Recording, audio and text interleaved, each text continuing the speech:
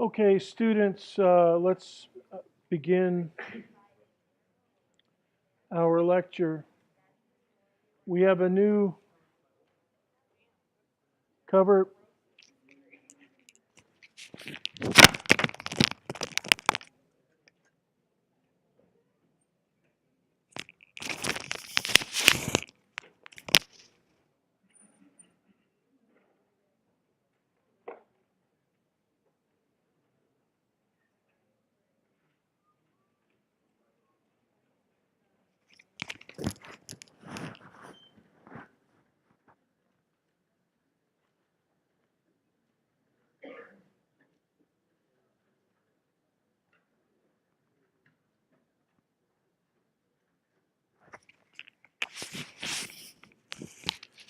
All right, students,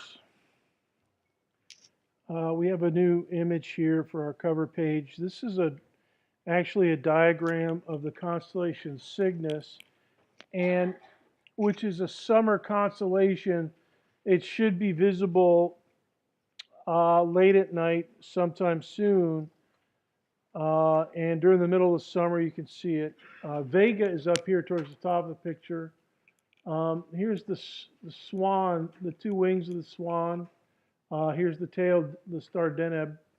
And Albireo is the head of the swan up here. Right down here in the middle is something called Cygnus X1. It's a source of X-rays that we've noticed since the 1970s. And through studying that over the past several decades, as much as we can, we figured out that it is a black hole. Pretty sure. Now, no one's ever been out there to verify, but it's either a black hole or it's something so bizarre that not even Einstein figured it out or predicted it. So we pretty much think it's a black hole. And that's our topic this week is, black holes and stuff. Before we get to that, I want to go through this last calendar, slice of a calendar anyways.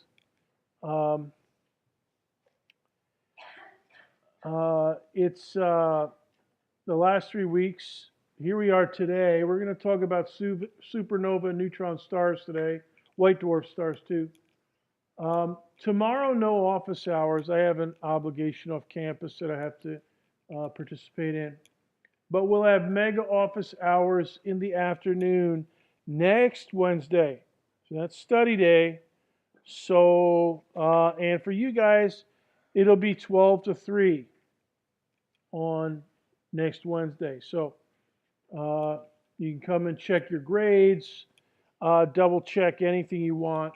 Hopefully you can make it. If you can't make it, you can't make it. Here's our lecture. We'll talk about black holes and relativity on Thursday. We'll have some regular homework this weekend. By the way, Thursday is the last regular lecture, and it will be the last regular clicking of the semester. Do not miss Thursday's lecture. We'll have our last regular homework of the semester, and we'll have a bonus points homework assignment. Now, some of you have not been able to go to the observatory for extra points, and for whatever reason, you work or it's been cloudy the one day that you could make it. You'll be able to nab some bonus points here in this, not the regular homework, but in the mega review homework. Okay, and I'll scale that down to, 3 or 4 bonus points. And then over here on May 3rd, right here, April 26th, the very last day of lecture, that's a week from today, I'll lecture about the Big Bang for half of class. And then the second half of class, we'll have a little mini review session, and that will be for bonus points. And the way that works is you'll be clicking in class from your seats. I'll give you a handout, 20 questions on it, 25 questions maybe, some multiple choice, some calculations, and you'll work on those at your own pace from your seats just the way that we do it on exams. On exams, we have 2 or 3 questions that you input with your iClicker at your own pace, whenever you feel like it.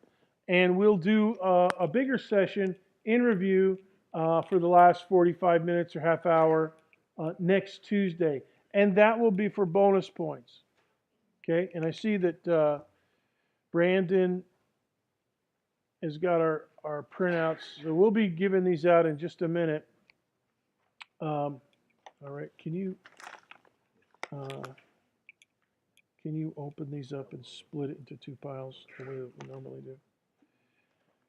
All right, you can put your smoothie up on the table. I mean, it's not a good place on the.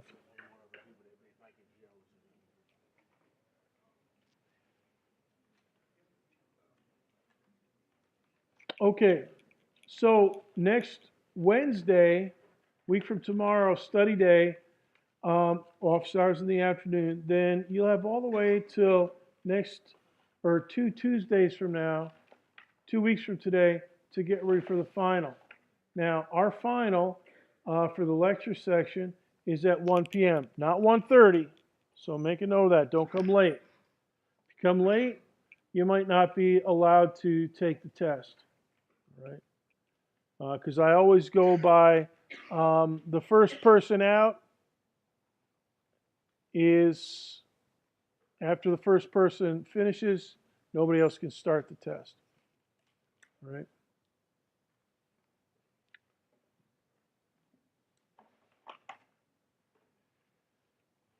All right. Questions about any of that stuff?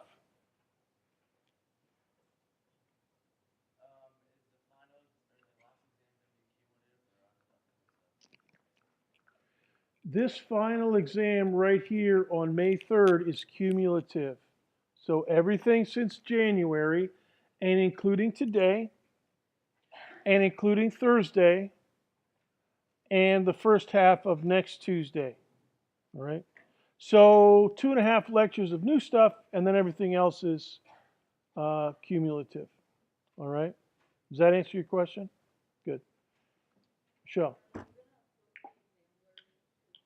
Yeah, we're going to be making the exam blurbs. We're trying hard. The software that I use for this class, the test software, is really hard to use for generating blurb sheets. But you know what? I think I'm going to ask Brandon to do it up by hand. Just type something up. It'll work. So yeah, I'm aware we've got that task to do. We'll try to get that done at least by next Tuesday. And it'll be up on the web courses. You'll have it to study for final. So, all right. Question? Christian? Friday?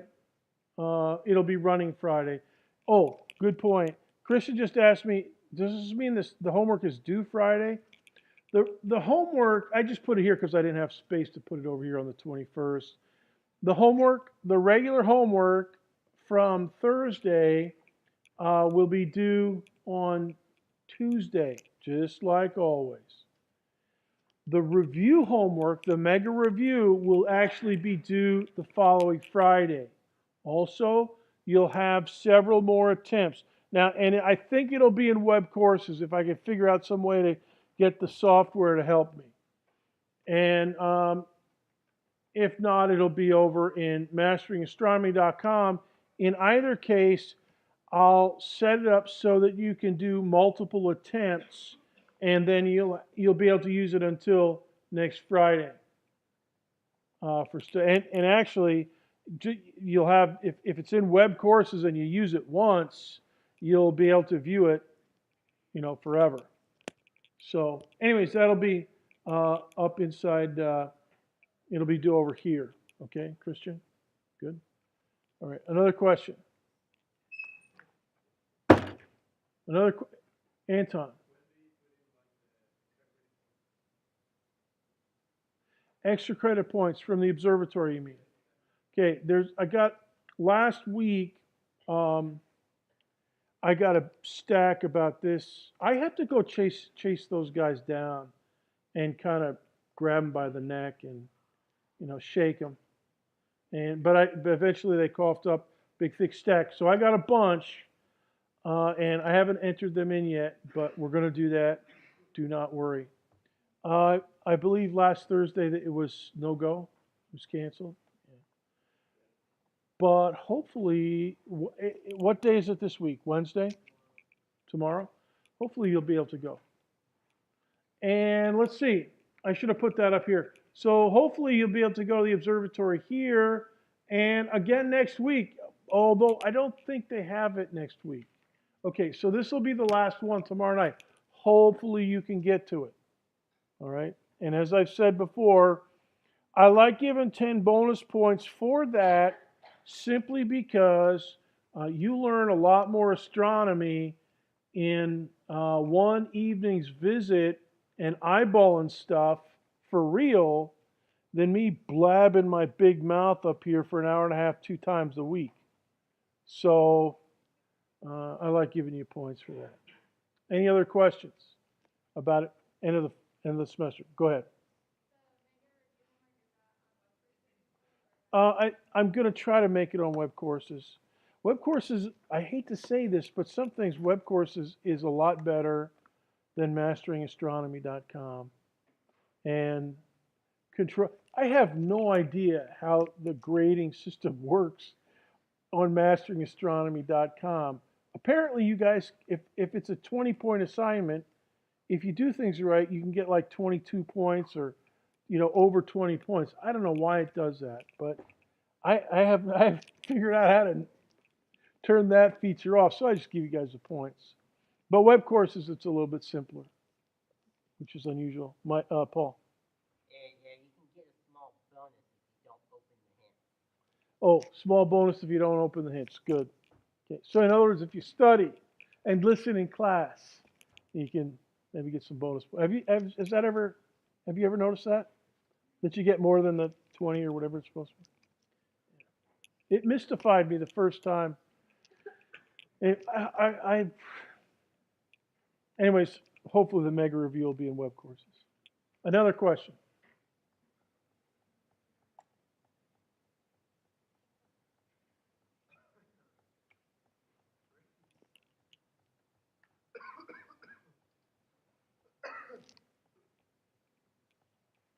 Okay, the homework assignment for the summer is right here. Z's. After the final, get yourself some Z's. By the way, if you're a newbie, a freshman, and this is your first, your second semester, do not screw up in finals week. And for those of you guys that are juniors and seniors, you've seen your classmates, hopefully not you, but you know what I find a lot in final exam week? A lot of students come down with really bad colds, flu, you name it, because you're not sleeping and you're not eating and you're drinking too much Mountain Dew and coffee and 5-hour energy shots. So my number one recommendation is sleep is a weapon, especially during finals week. Do not neglect it. Sleep when you can. Get sleep the night before the exam. Do not stay up all night, even for this class, because if you stay up all night, it's going to degrade your performance on my test. The final is not going to be easy. Even if I put all easy questions, if I put 30 of the easiest questions from midterm 1 and 30 of the easiest from midterm 2 and 30 of the easiest from midterm 3 on the final, you would still find it difficult, even though the questions are easy, simply because you're going all the way back to January to remember it. That's difficult in itself. Okay? So do not, prepare for battle. Get sleep and eat good. And don't stay up all night. Okay? So listen to your mother-in-law. I'm your mother-in-law, and I can nag you for any reason up until May 3rd at about 4 p.m. After that, you're on your own. Okay, so listen to your mother-in-law. Good. We're going to talk about this in just a second, but before we do, I want to hand back printouts. You ready? Okay. Let me pause the podcast. Okay, let's resume lecture, and we'll just go till the end of class. Now we got that task out of the way. I'll just remind you of something that we talked about last time, and that is through numerical modeling of various physicists using ideas of gravitation and E equals mc squared, we've been able to figure out the approximate lifetime of everything on the main sequence. For up here, the lifetime is about 10 million years. Down here, it's about 100 billion years. And okay, so there's 10 million. Here's where the sun is, right about 10 billion. And little red stars are really long-lived. We've talked about this last week.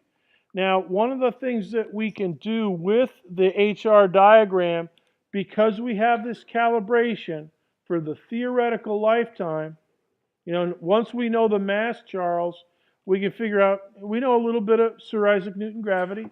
We knew a little bit of E equals mc squared from Albert Einstein. So we can kind of figure out roughly, the mass and the lifetime of these stars, all of them all the way up here. It's not easy, but we can do it. And because that's true, we can figure out the approximate age or the date of formation of some star cluster. Now, this is a famous one, a globular cluster M55. Go ahead and make a note. Globular cluster M55. It's mentioned in your textbook, I believe. It's in what we call the galactic halo. Our galaxy and many galaxies are kind of flat disks, but a lot of them have spiral structure inside of the disk. In addition to that, there seems to be clusters of stars that form a spherical halo around the very core of the galaxy, but above and below the disk. And it's called the halo. It's not very thick. We can see stars in there. We can see various nebula in there and see signs of gas and dust in there, but it's not as densely populated and densely loaded as the main part of the galaxy. Anyways, the galactic halo, this particular cluster is so strongly gravitational bound that it moves as a cluster. Okay, and we have small clusters in inside the galaxy. This one's got about 100,000 stars, and what we can do is map out a main sequence for all the stars possible in this globular cluster. Now, it needs big telescopes to do this, but we've done it. And when we look at the main sequence, we see that some of the stars at the top of the main sequence are missing. I'll show you that in a minute. And when we see stars missing from the main sequence, we know that they've scattered over to the upper right, Sarah, to become red giants or maybe yellow giants or subgiants, all the different categories of giant stars. And that is by looking at what is missing. Now I'm going to show you this main sequence for M55, the globular cluster. Here it is. And try to sketch it. Okay?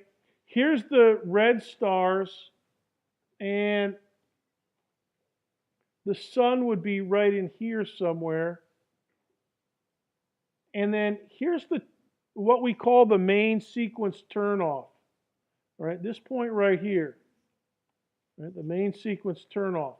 Then here's some blue stars up here, blue giants. And here's some orange and yellow giants, subgiants.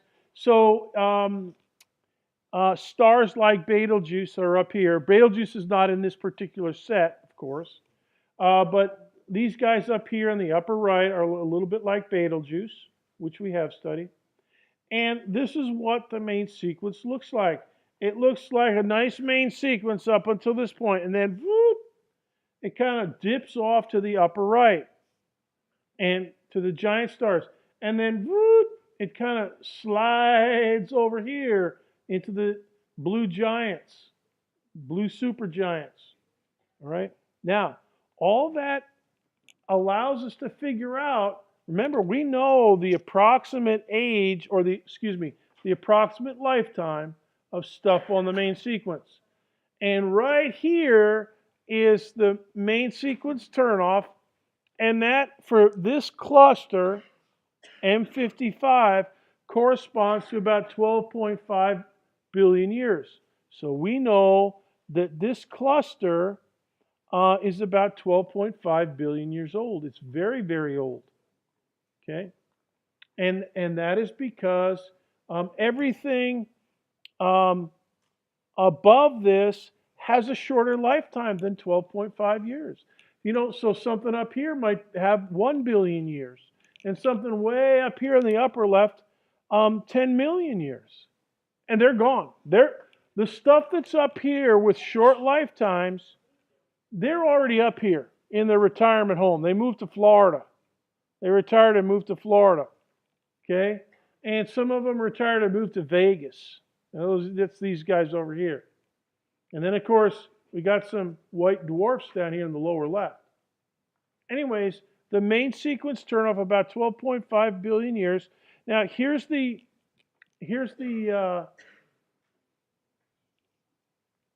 main sequence that we were talking about. Here's the M55 chart, the color luminosity diagram for M55. And so if you eyeball it, you can kind of see, yeah, all right, it's right about somewhere in here. Oops, let me go back to that. So the turnoff, this turnoff over here in M55 is, I don't know, somewhere over here, all right? And so there are no stars like the sun in M55, because the sun has a lifetime of about 10 billion years. It's gone. The stars that were in M55 that congealed out of gas and dust and with the mass of the sun became a G2, you know, stuff that's right up in here, it's gone. It's gone about 2.5 billion years ago. Okay, so everything below this cutoff point, the turnoff point, that stuff that's longer than 12 and a half, that's right about in here, and we got to wait for that stuff to exit the main sequence. And the universe is not this old. The universe is only about 14 billion years. So this globular cluster is nearly the same age as the universe itself. It's getting close. And this is an enormous analytical tool for us. It allows us, Eva, to figure out the age of things. Not just M55, but all kinds of clusters. If we see a good bunch of stars clustered together, you know, maybe a few hundred, yeah, we can do it. You know, we can figure out the rough age of it. The Pleiades, a good example. Pleiades is in your is in masteringastronomy.com. It's also in your textbook. Now, that's the main sequence turnoff and how that tells you about stars that are retiring. Let's talk about what actually happens. In other words, during its time off the main sequence, what happens to the different stars? Now, the smaller stars, leave them, they take the longest. So the sun is going to take about 10 billion years. We're about halfway through, we think. Another 4 or 5 billion years, and it'll be retiring and moving to Florida, become a giant star. And one of the things that they do, of course, we've talked about, is become a giant.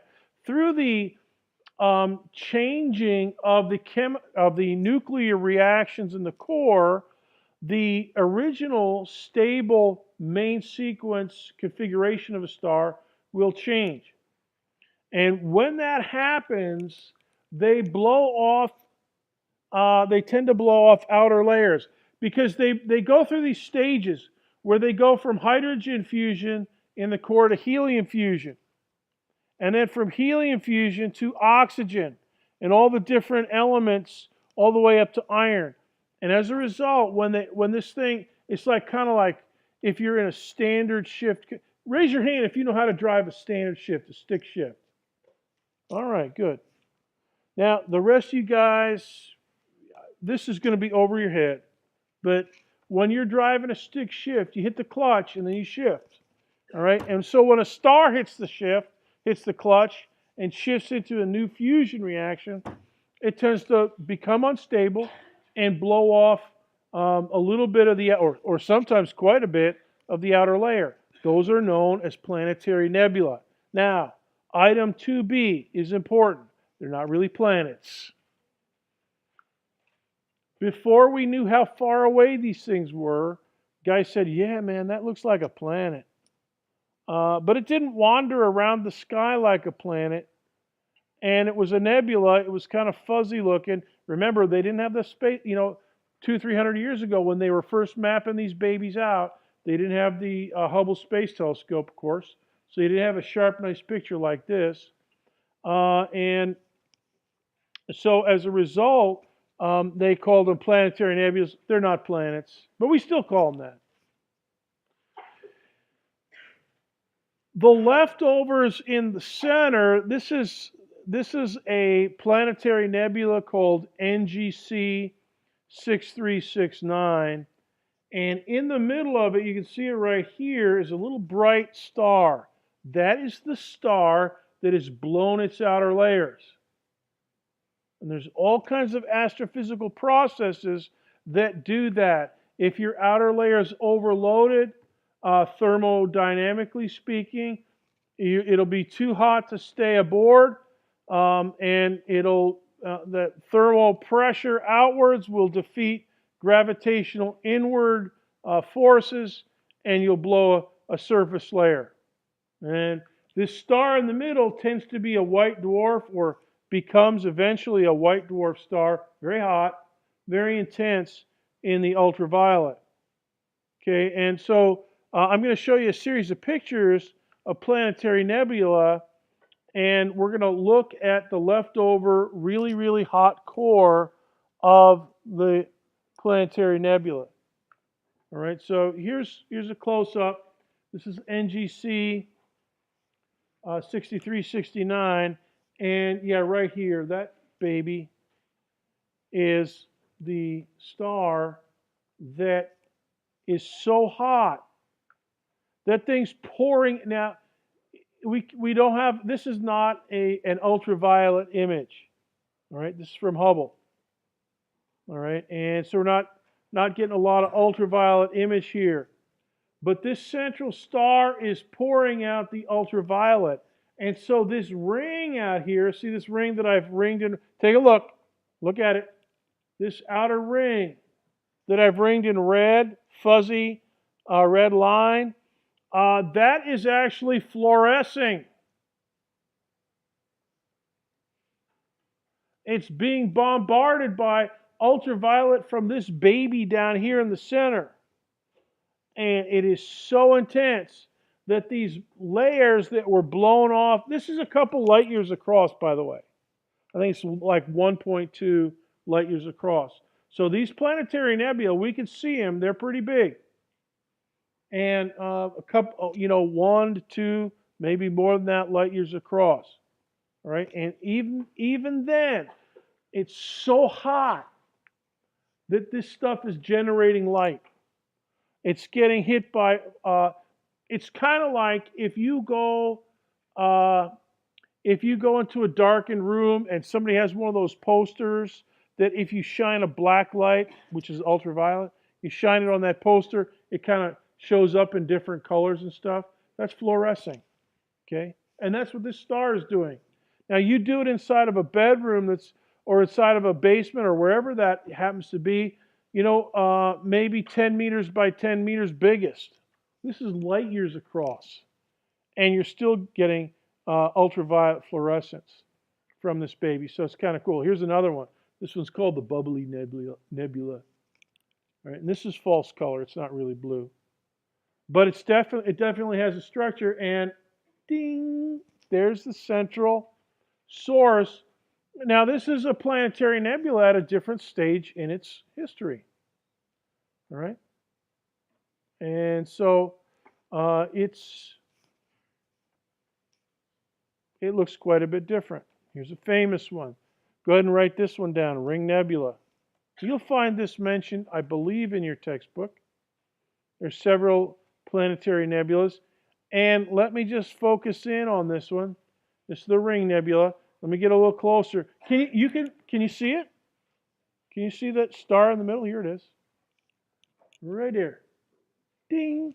And notice it doesn't look as turbulent in the very core of this nebula. You know, the bubbly nebula was all bubbly up. You know, that looked probably still pretty young. And this one's a little bit older, so the center is cleared a little bit. But we still have this fluorescence in a ring shape. And actually, it's a sphere. Okay? It's a sphere, but it's so thin that the part that really generates enough light to register is the sides of the sphere, you know, where you're seeing, you know, through the atmosphere or through the shell of material, you know, through the thickest part of the material instead of through the thinnest. Question over here. Yeah.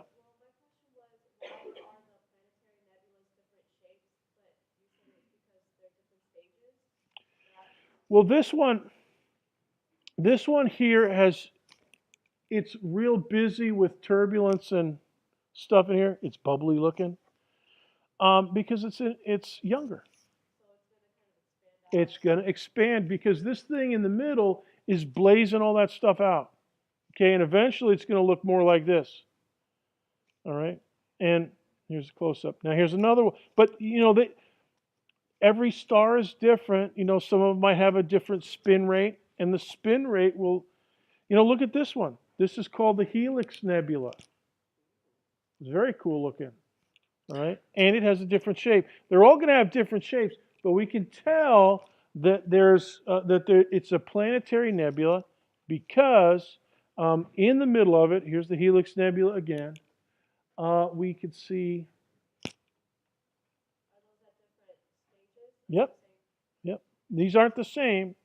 They're different stars. All these are different nebula, but relatively speaking, some are younger. You know, some are like 1 million years after the surface layer blue, and some are, you know, maybe 1,000 years after the surface layer blue. And because it takes time. You know, those surface layers, they don't go at the speed of light. Okay, they move at high rates of speed, and they fluoresce as they go out, but they don't go at, you know, really fast. So it takes time to go from, you know, below the layer instead of at the speed of light. So some of them are pretty violent, though. All right, clicker question for you. Go ahead and turn on your clicker. Brandon? Brandon. Where did Brandon go?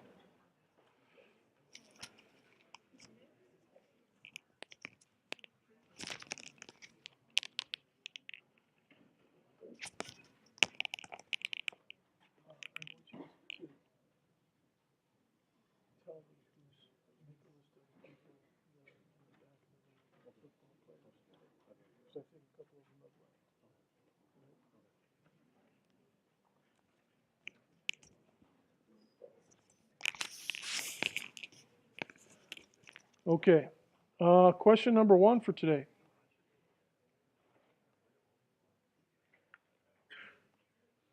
The sun is considered what kind of star?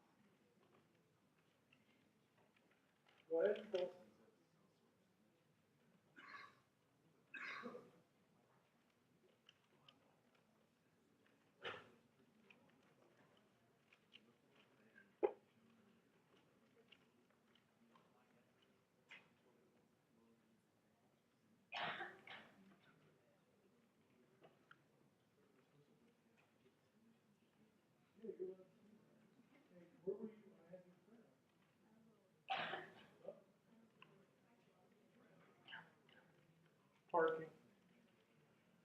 All right. Let's see what you guys have got.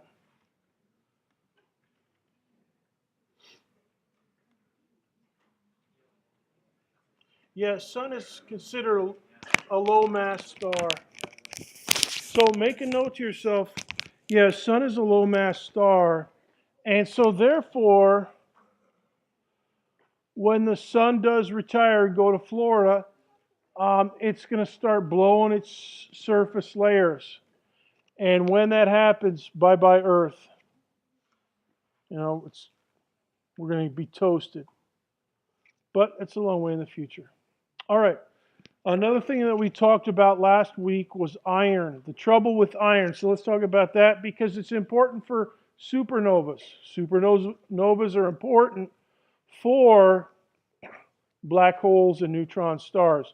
Okay, go ahead and make a note of this, webelements.com, right up here. It's a great website. All kinds of good information about every element on the periodic table. Okay, aluminum. Atomic number is 13. Iron, atomic number is 26. That means there are 13 protons in an aluminum nucleus, 26 in an iron nucleus. Roughly 27 for the atomic mass down here, 26.982, and 56, approximately, 55.845 for the atomic mass of iron. So roughly 56 and roughly 27 for aluminum. All right, if you compute the weight per nucleon for iron, in other words, nucleon is the generic term for anything in the nucleus, so a proton or a neutron, then it works out that the aluminum 27 isotope and the iron 56 isotope are pretty. Here's the precise numbers. It works out to 0.9931624. All right, so that's the atomic mass per nucleon. So and that's in the system in which a carbon 12 atom is exactly 12. 6 protons, 6 neutrons, carbon exactly 12. So per nucleon in aluminum is 0.993. For iron it's 0.9988. And I'd like to emphasize the first 4 digits of this decimal. For aluminum it's 0.9993. For iron it's 0.9988. For that reason, iron cannot fuse to a lighter nucleus.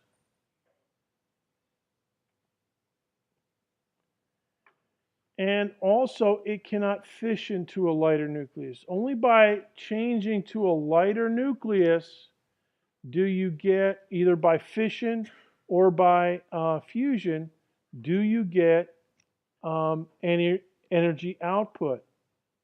Okay, so it can't, so this is like saying number 3 and number 4 are like saying can't get any equals mc squared net out of iron. You can't get it by fusion, you can't get it by fission. And we got a chart to show from the textbook about that.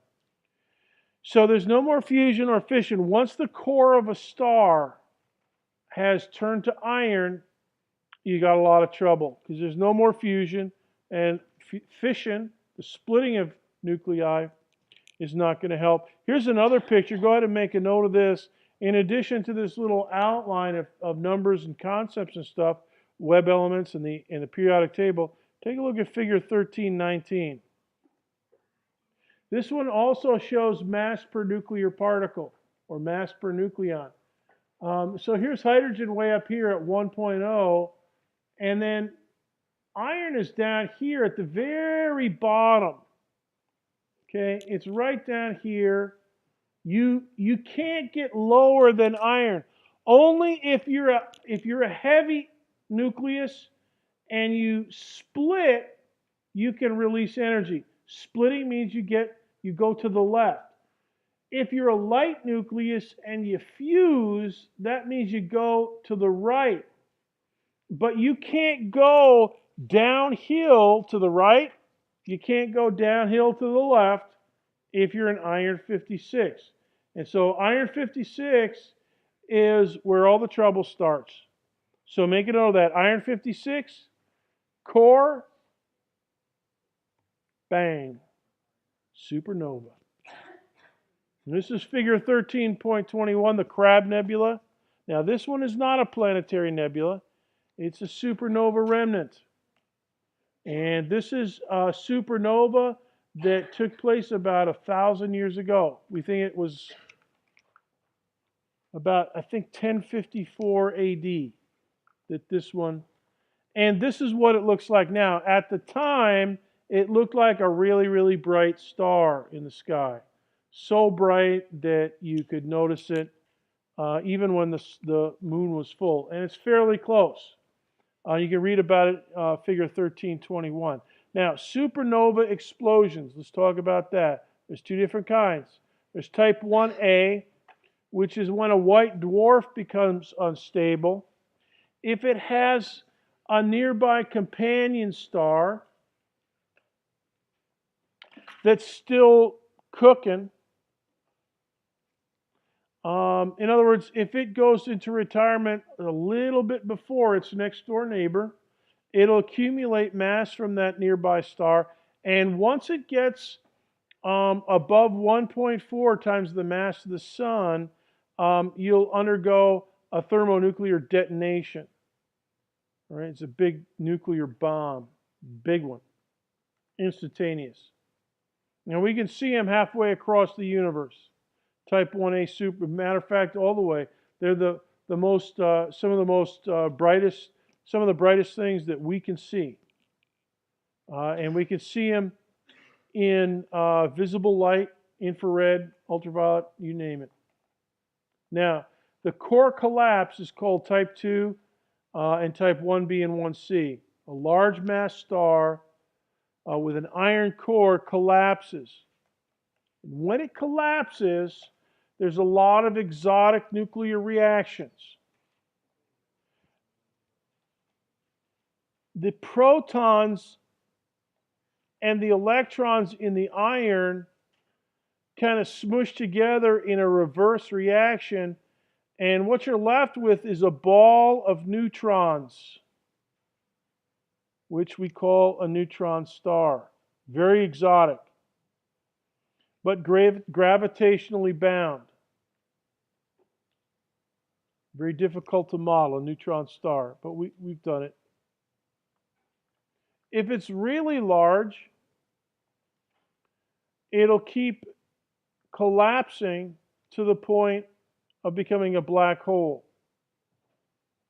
All right? And so supernovas, we're going to talk about neutron stars today for just a few more minutes. And then we're going to talk about black holes on Thursday. Now, the two types are valuable to us no matter when we can look at them. They're hard to see sometimes if you're looking down into the center of our galaxy, because there's a lot of dust and gas, and it dims out a lot of stars way on the other side of our galaxy. But if it's in another galaxy, sometimes we can see it, and that's exactly what we saw in 1987, supernova 1987A. Here's what it looked like. Look at this.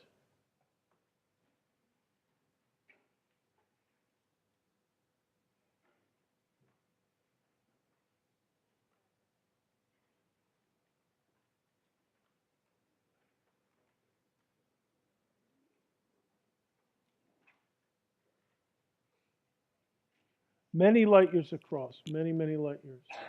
Let's take a look at that. I think I can play that again. All right, let's try going from this slide.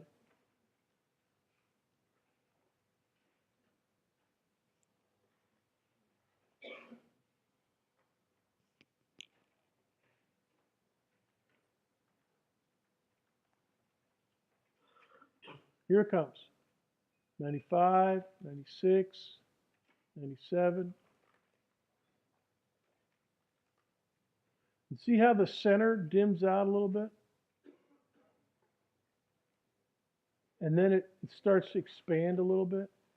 And this stuff, we haven't figured out what this ring-shaped structure is. We're still trying to figure it out. And it's causing all, these are actually shock waves. If you've ever seen a video of like an F-14 Tomcat or some other military jet, a lot of times they'll fly them at supersonic speed near sea level. You know, one of the naval aviators will fly it near sea level, and they'll break the sound barrier. You'll hear the sonic boom, but the other thing that you see when they do that is you see the shock, what you'll see a little cone of white cloud form near the nose and near the tail, and that's a shock wave that causes moisture in the air to condense for just a second as it's passing through because of the extreme pressure conditions. And you're seeing something like that here. These are shock waves here, or you're seeing the effects of shock waves. All right, now here's what it looks like in X-ray. And this is Hubble Space Telescope optical. So here's some specs. It is 168,000 light years away. Its location, LMC, the Large Magellanic Cloud, which is a tiny dwarf galaxy kind of in between us and the Andromeda Galaxy. You can see it well from the southern hemisphere. Magellan was the first European to see it, and it takes his name from Magellan during his voyage around the world, 500 years ago or whatever it was, almost 500 years. We also, because it's a nuclear reaction, this supernova, we think it also blazes out a huge number of neutrinos, and those are some of the smithereens in every nuclear reaction. Usually there's neutrinos, and we have a big neutrino detector underneath a mountain in Japan called Kamiokanda, and they bagged it. When this thing was putting out a lot of visible light, it blazed out a huge number of neutrinos, and we were able to measure those. And we talked about those gravitational waves that we observed earlier this semester with the LIGO Observatory. That was extremely faint. And SN 1987A in the neutrino spectrum was extremely faint. But we saw it. We measured it. The speed of the shock waves going out is about 100,000 miles per hour. Here's what we think it is. The shock wave out here in the front, the kind of the purpley area, the shock waves are interacting with circumstellar gas. Our sun is surrounded by very diffuse gas, mostly hydrogen, and